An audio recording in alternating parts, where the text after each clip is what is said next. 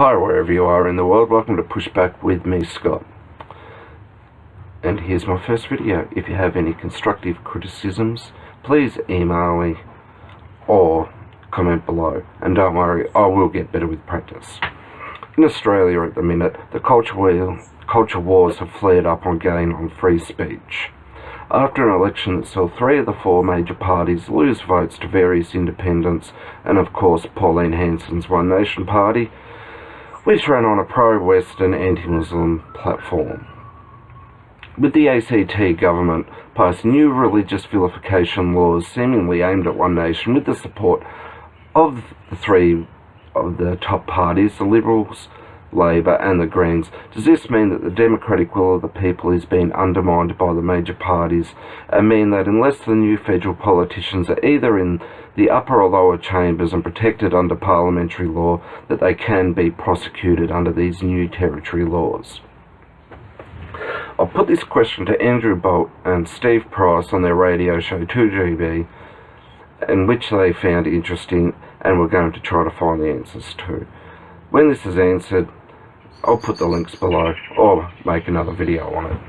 The other major issue with free speech at the minute is Senator David Leyonhjelm lodging a complaint with the Human Rights Commission against the Fairfax journalist Mark Kenny under Section 18C of the Racial Discrimination Act for his highly critical opinion piece on the August of 8th, in which Mark Kenny described Senator Leyonhjelm and Senator-elect Malcolm Roberts as speaking with angry white male certitude and were rank apologists for the resentment industry promoted by angry white male shock jocks because of their recent appearance on ABC's Insiders. I'll read what 18C is for those not familiar with it.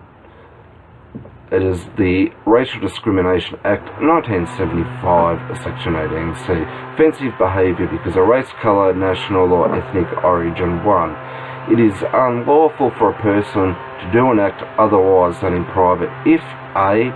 the act is reasonably likely in all circumstances to offend, insult, humiliate or intimidate another person or a group of people, and B. the act is done because of the race, colour, national or ethnic origin of the other person or some or all of the people in the group. Sorry about the noise here. I'm in my little gardening shed. Note that Section 1 makes certain acts unlawful. Section 46P of the Human Rights Commission Act 1986 allows people to make complaints to the Australian Human Rights Commission about unlawful acts. However, an unlawful act is not necessarily a criminal offence. Section 26 says that this act does not make it an offence to do an act that is unlawful because of this part, unless Part 4 expressively says that the act is an offence. Number 2. For the purpose of Section 1, an act is taken not to be done in private if it causes words, sounds, images or writings to be communicated to the public, or B. it is done in a public place. C. it is done in the sight, hearing of people who are in a public place. 3. In this section, public places include any place to which the public might have access as of right or by invitation, whether the process or implied whether or not a change is made for admission to the place.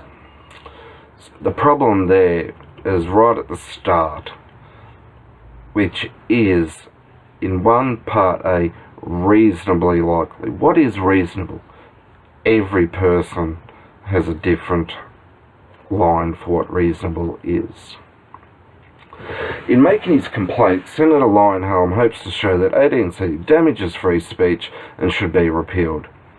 Senator Leyonhjelm hopes to make a point that while he was not offended by the comments, they were reasonably likely to offend or insult some white males. Also quoted from a statement, the Senator said, "Assuming the adjudicators at the Human Rights Commission are guided by the law and not racists, I anticipate the complaint should succeed. Of course, if I succeed in having 18C repealed, Mr. Kenny will be free to insult me as much as he likes. We'll wait and see where this leads. And hopefully we'll see a return of free speech to our southern shores. And more people will speak up and see that free speech isn't free and is worth fighting for. And that the votes of hundreds of thousands of voters don't get suppressed by PC culture or the regressive left.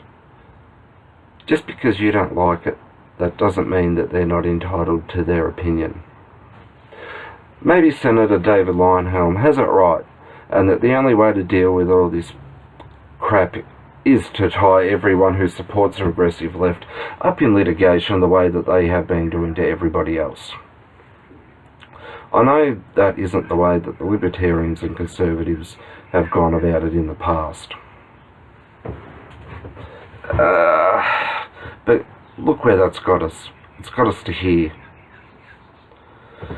Let's,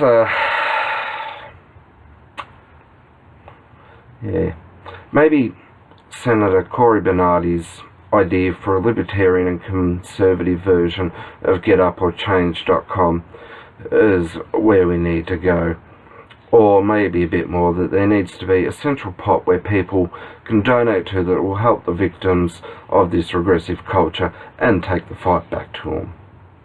If you liked my video, subscribe and share it, and also the links are below. Thank you. Have a good day.